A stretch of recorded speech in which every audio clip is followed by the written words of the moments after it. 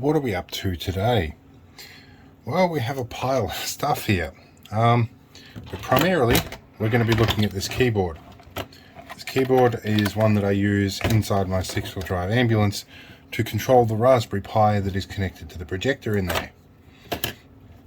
But I went around a corner the other day and I found that there had been some water leaking in to the dividing seal between the cabin and the rear module.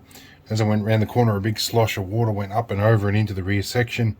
One of the things to get wet was this keyboard. Now, sure, it could probably dry out and whatnot, so there's still water coming out of it, and it would probably work just fine. These things do tend to survive that fairly well. That being said, I've been looking for an excuse to pull this thing apart and actually convert it into a mini remote. Now, the stuff I have here are bits and pieces I can revive, like an array of tactile switches that I can use to control it, and some spare push buttons. So my plan is to strip the controller out of this and connect up just the ASC2 combinations that are required for those buttons. Just for the essential buttons like your arrows, your enter, your escape, spacebar, your P button, a volume up and down. I'm probably going to have to buy some bits for this because I'm running out of parts, but tonight I think I'm just going to try and get things set up on a board. I'm very tired and I have an apprentice throwing tantrums, so I'm just going to get the preliminary testing done tonight, and we'll buy some bits and carry on and find an appropriate box. But yeah, let's get this thing apart. Alright, so my spudger here, we're going to start with the keyboard and see how we can get it open. And I think I'll start with the screws before I hit it with the spudger. And there are lots. What I'm expecting to see inside this is a membrane keypad and probably some water ingress between the layers. Usually there's three. There's an upper, a lower, and then there's like an intermediary one that's got holes so that the carbon tracks can deform between them and touch. Sometimes there's foam rings around them as well. The foam rings have a habit of absorbing water as well. Now the big thing you'll end up seeing is I'm going to have to pull this apart regardless of what I do. There's a screw behind there, I believe. Even just to dry this thing out properly. Now in the back here there's two AAA batteries in a holder, and there'll probably just be a nice little thin skinny board there. I should also mention that up above here I have the actual receiver as well, which didn't get wet.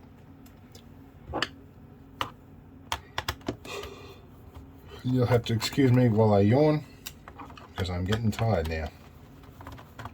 Been a busy day.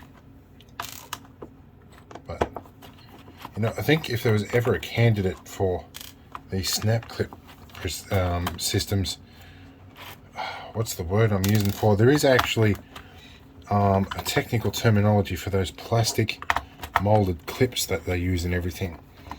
I keep thinking Boss, but I know that's definitely not the case. Autodesk Inventor has a Boss function that makes the little standoffs for the screws for doing this sort of stuff. Right, now I think there might be one under there, or that might be just the molding that they're covering up. Wow. Artificial fingernail time. I don't think there's any information on that is worth recovering. No, and that was just a mold mark like I expected.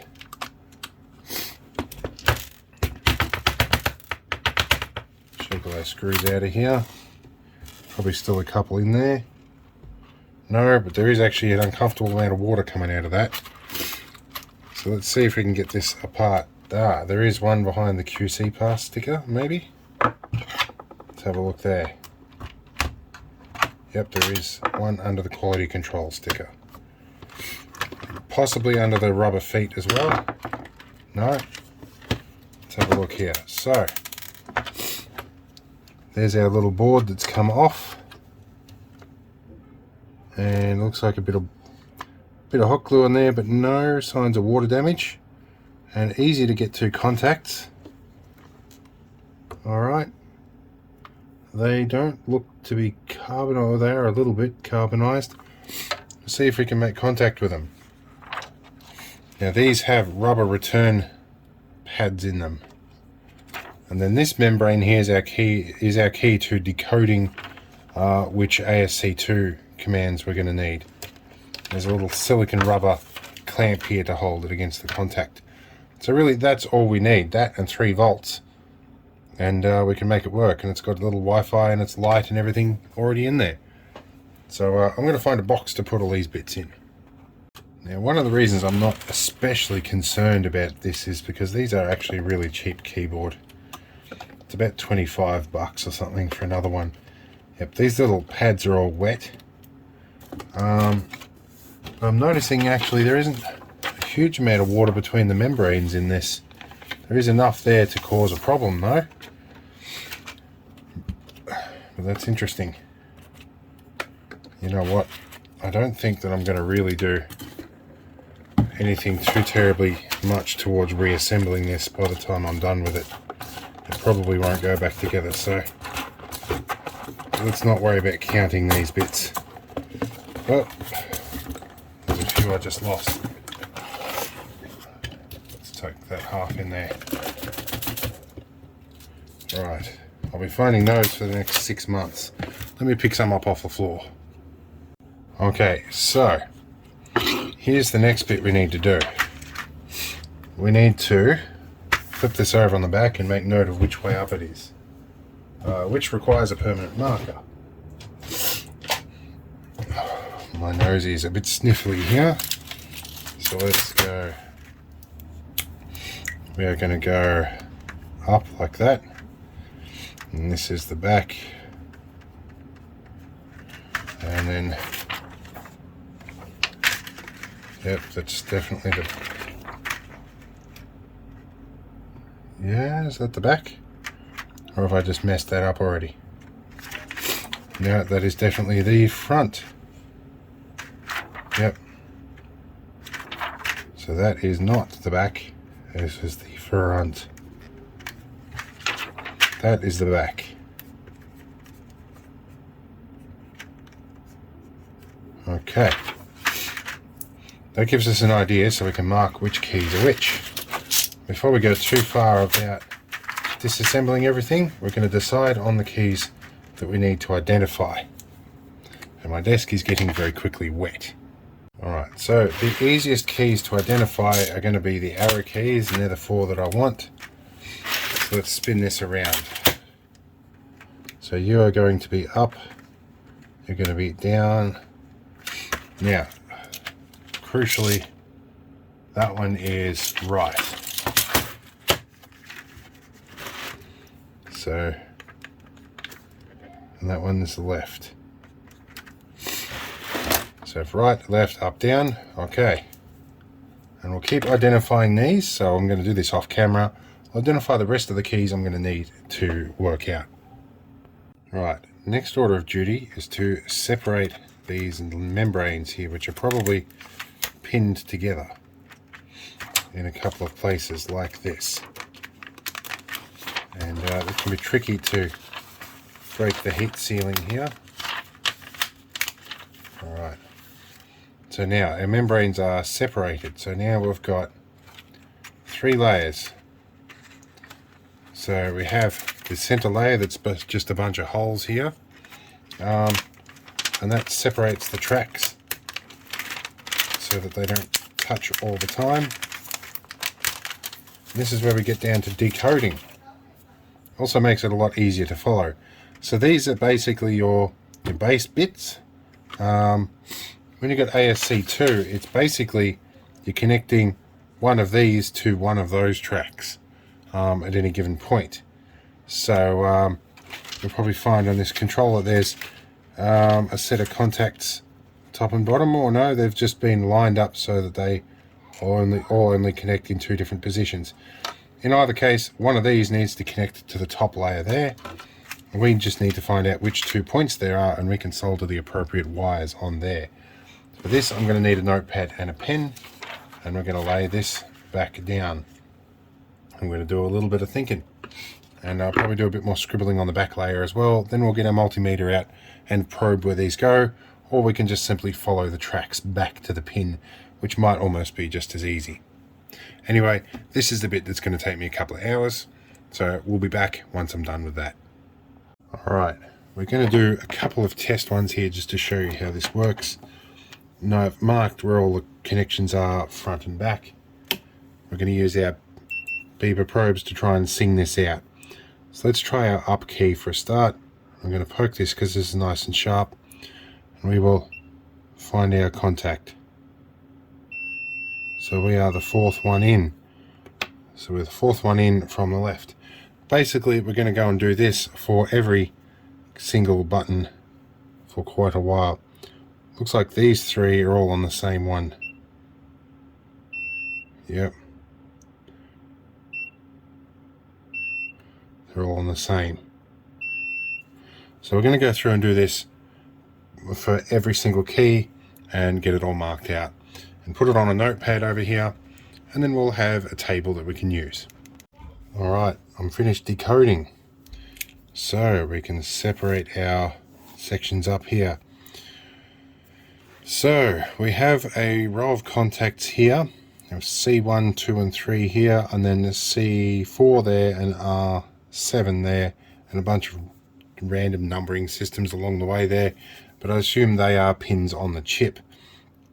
We know that escape is a combination of R3 and C1, up is C14 and R3, down is C11 and R5, and so on. The space is a little different in that, let me get the top piece and show you what I'm referring to. So the space bar here has this little setup here. You've got this central contact here designed to push one of them rubber rings down, but these two pins off to the side here. Now, some space bars have multiple contacts, and you can see here these contacts here. I should probably check before I get too carried away, but I'm pretty sure I just need to connect the center two pins. But if we line this up so our space bar lines up on the top, that does answer my question. These two pins don't push anything, and these two are irrelevant, so that center pin's the only one I've got to do. Alright, so we can scrub off all of those. So there's extra two contacts either side are superfluous, obviously for some sort of other keyboard setup, I'm not sure why. So that means that space is just going to be R3 and C11. Much easier. Now what I need to do is translate this over to a list of pins that I need to connect, and I'm going to solder a wire to each one of the pins that I need to connect. There won't be obviously this many, there are some double ups. So I need to arrange these in a chronological order, or at least a connection order, electrical order rather, and figure out which wires I need to actually attach. Sounds like I'm going to have an apprentice come and help me in a minute. But anyway, what I've done here is I've turned my notepad sideways and used these as connection indicators. Not quite enough to fit on one page, but I've just spilled over to the other half. So we're going to take our highlighter here and highlight what we need. So R3 is one that we need. C1 is one that we need. C14 and R3. So R3, C14. Where is C14? Is there? Done you. C11 and R5. C11, R5. C11 and R5. And I'll continue through till I have my combination of pins. Now I'm almost here, and I've got my apprentice sitting beside me now. So R6 and CA is what we need next, and it's the last two. R6 is already ticked. CA is already ticked. Oh, and guys, I got these again. My apprentice has got some little scratch card things here that she's working on. Yeah, I'm working on something. Look there. So these are the pins that we need here. So we've got 1, 2, 3, 4, 5, 6, 7, 8, 9, 10. And then 10 cables. A tick. I've got a tick. Should show you how these things work. They look pretty cool. My apprentice has learned to draw here. Alright, let's move on for a minute and find 10 cables. Alright, so I've been requested by my apprentice to actually draw something. I'm going to draw a schematic joke that I recall from high school. And I have to remember what it is. I think it started out as an OR gate. So we do an OR gate like this. We do that, and there's a NOT gate attached to it. Okay, and then we have 2 inputs to our gate. Now the output is 2B. If I can, oh, I'm right on the edge here. So it should be 2B there, and the input is 2B, and the other input is also a 2B. And that should actually be a question mark here. So that should be a question mark. And I just kind of, my question marks are a bit funny. So what that means is this is an OR gate, so it's 2B or 2B. That is the question, but you have a NOT gate there. So 2B or not 2B, that is not the question you should be asking. But that was a joke. And it's a little bit modified from the original form that I saw it. Oh, and David. But we can do this. You can also cut, because it's easy. Just let me get the scissors for a moment. Okay. But yes, originally it was a quote from Shakespeare, to be or not to be, that is the question. But still, anyway, it's an interesting joke. Let's move on with the program or the problem at hand. Alright, so now that we know what connections we're going to need, the next question is if we can solder to these. So I'm going to try and clean it up with a little bit of alcohol for a start and see what we get here. See if we can scrub off whatever's on there. It'll be a carbonizing thing. Alcohol's not going to work, so let's use some contact cleaner. This is usually good at dissolving that sort of stuff. If that doesn't work, we'll try some acetone. Yep, I think it could be acetone time. Let's find some of that. Okay, we have a container here which I'm reasonably confident won't dissolve in acetone. And we're going to do some extraction, some fan extraction. Well, I'm going to pour a little bit of this over here. See if we can dissolve the connections off that with acetone. Which apparently acetone's not ever going to do that, so I guess it's sandpaper job. Alright, let's clear this off and we'll be back. Okay, so none of that worked and I can't find the sandpaper, so I'm just going to run my spudger across here and scrape all this stuff off. It looks like there's possibly tinned copper underneath. There's some vias in there as well. If I just gently run across this, I can probably scrape it all off. And we might be able to put some contacts on there. Good if we can. Alright, we'll be back in a bit. Alright, so we've run out of blue tack, so we've got a new packet of this stuff. We're going to open it, and I think this is a job for my apprentice actually.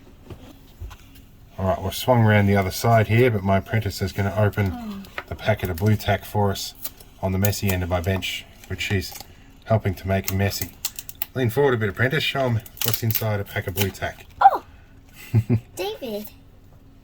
There we go. I found it. Yep. There's a trick. Ah, opened it the easy way, huh? This stuff's always fun to open. Okay, well I need a strip over here. Can you peel the wax strip off that for me? Yep, watch. Yep. Cool.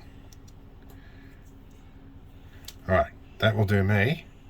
I'll roll that up and you can play with that stuff while I wait. Yep.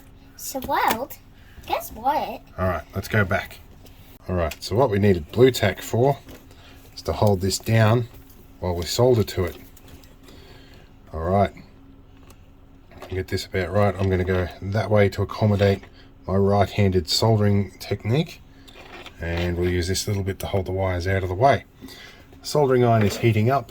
Let's get our wires out of the way, and we'll get some 60-40 tin lead and our extraction fan overhead and up and running. When our soldering iron's hot, we'll put some contact on this. My apprentice has been inventing. We made a shiny blue tack ball. It's interesting. Yes. Alright, let's move on. Okay, so our iron is hot and we're going to try and get this first contact here and see if we can solder onto it That is C1. It's one of the ones that we need. Will it take solder? I can't really tell, but it looks like it might be. I'm going to have to use some thin wire for this and not lean over the soldering iron. That might work. I'm going to see if I can attach a wire to it. We'll be back. Okay, apprentice, I've got a job for you whilst I'm working this out. You can prep some wire for me. Do you want to do this? Yeah. So grab these. Okay. The blue wire in. See if you can strip some wire for me. Yep, keep going. You'll get it. Okay, hang on. Let it go. And we'll put some more tension on that. Now try. Push in, you'll get it. Alright, keep going. Let me show you. We'll go up the end and you'll go. You've got to push nice and quick. So push nice and quick. Yep, there you go. Now you got it. Alright, keep going. We'll strip all that insulation off and we'll use those solid strands out of the Cat 5. Okay, so now I found that the trick with getting these to tin was using, rather than flux core solder, was to actually use a bit of flux gel on them. If I can get this out. A little bit of that. Let's run that along here. And I'll run a bead of solder along that. Oh, we dropped our lead on the floor. The other thing I took the liberty of doing whilst I was waiting was I extracted the battery pack because I haven't got one spare. I'll probably grab one tomorrow, but that was something to do while I waited. Now let's get some extraction fan because this stuff stinks. And let's see if we can tin. I dropped the lead again. Oh, you can pick it up off the floor. I'm kind of busy with this bit. Let's see if we can tin these connections. Glad I have fume extraction right now. Alright. I think that should be most of them tinned. Except one there, but I'll clean that up in a minute. Alright. I'll let this fume a bit and then I'll clean the flux off. So while we're waiting for the flux to cool off, we're going to see how my apprentice is going. Alright, I'm being handed some cable. Alright, so what we want to do here is, actually we need to strip a little bit more. Give us this for a minute. I'll strip a bit more off this. I think actually I do need to increase the force on this a little bit. It's not gripping as well as it could. Yep. Alright, so now we've got a few of these. Let's strip all of this off. Let me help you. Oh, she wants to do that bit? Yep. Watch. Okay. Keep going here. Boom. Okay, now we've got some strands. Now we need to cut them roughly in half. I got them. You did good. So we're going to cut them about there. There's those bits. We'll use these ones to... Actually, you take the shorter ones, I'll take the longer ones. We'll use them to connect to the board. So I'm here for a minute explaining to my apprentice how we can untwist Cat 5 strands and then how to... You can twist them. Yep, then you can put them in your finger and you can straighten them out. Let me show them. Right, you've made a giant, big twisted pear cable. A bit like phone cable. Sort of. Anyway, so I've got to straighten all these strands out. But wait, I need something. What is it that you need, apprentice? That thing. The blue cable. Ah, more Cat 5 cable. I only brought a little bit of that in, just enough to do the job. Alright, so we're going to keep straightening all these out and we'll be back. We've got 8 wires out of this. We should be able to get almost 10 by the time we're done. Alright, so sorry about the noisy extraction fan in the background, but we have our wires connected. I've got the twists here where I've twisted them around my finger while I was working with them. I'll straighten all of them up in a minute and we'll get some contact cleaner on here and we'll get this flux off and hopefully it should look a bit cleaner. Anyway, we've got all our connections labelled. Got an R5 and an R6. I'm ticking them off my check sheet with highlighter over here.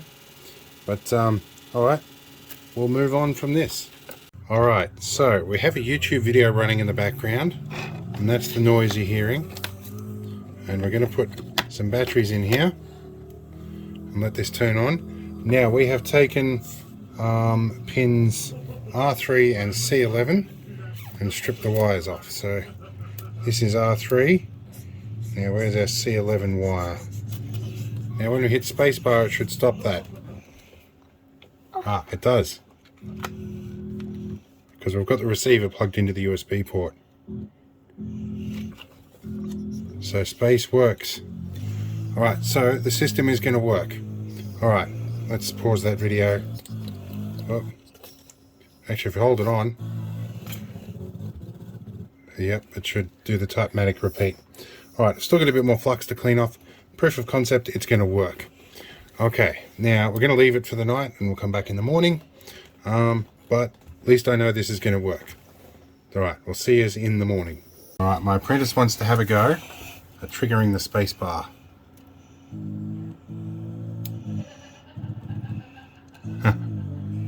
It's working pretty well, isn't it? I should set up a thing that goes ding every time the space bar goes off. Pretty cool. Alright, no worries. See you in the morning.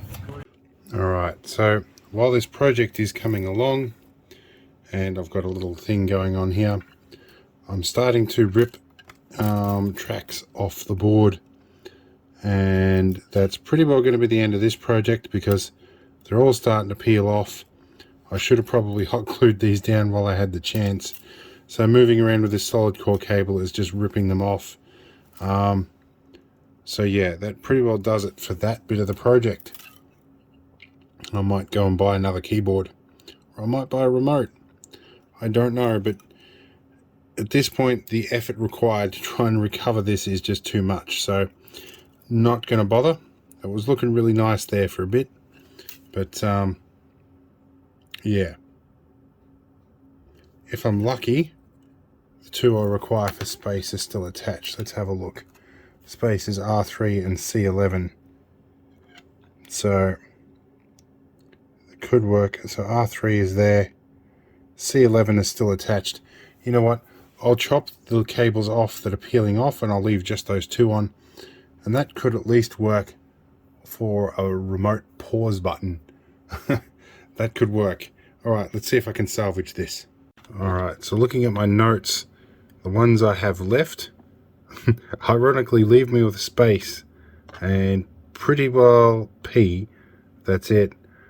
If I can get R6 on here and I can have a volume up and down, which would be probably nice, it could still work, but I'm going to buy another one of these anyway, because I've done all the hard work anyway. If I can get R6 back on, I can probably salvage this.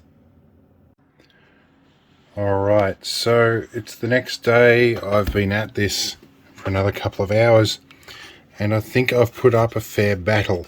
I managed to find ways to get these other leads all connected, and I stuck it all down with hot glue, and I got it all somewhat working. And then this guy here has come off under the hot glue. It's probably ripped up the last of the track, and that's the pivotal one. That here is C14. Without that, I lose most of my functionality. So I did have down and left working, and for a little while I had up working until this guy dropped out. Now my right doesn't work. That also means without C14 I can't get the enter key. So I'm going to go buy another keyboard. I might see if I can get this one to do spacebar at the very least, because then I can sit that over by my bedside and use it to pause YouTube videos. But for now, it's not much use to me, as I am yawning uncontrollably, which is one of the things that happens these days. So I'm going to give this up for now, and I'm going to buy another one of these at some point in the future, and I might make a press fit connection, or I might even look at like some of the RAM slots or the PCI slots on motherboards I've got might be the same pin pitch. I might be able to just drop this whole module in there without having to worry about soldering the connections. But for now, I'm going to call this a bit of a failure. But you know what? Before I end this video, I'm going to see if I can make it at least work as spacebar, so that I can at least control my computer from the other side of the room, rather than shoving this back in the ambulance as a Raspberry Pi remote. So let's go from here. Alright, so I just went back over my notes to look at what was required for spacebar, and R3 is one of the ones that is also stopped working after I reconnected and verified that I had them all. So that's done for this one. I'm going to give up on that. I'll shove it in my drawer and maybe I'll find a use for it in the future, but for now, not real useful to me. So yeah, a bit of a failure on this one. We can't win them all, but we'll be back with a different approach on this one. I'll see you in the next video. Hate to end it on defeat, but sometimes you do lose them. Alright, let's move on.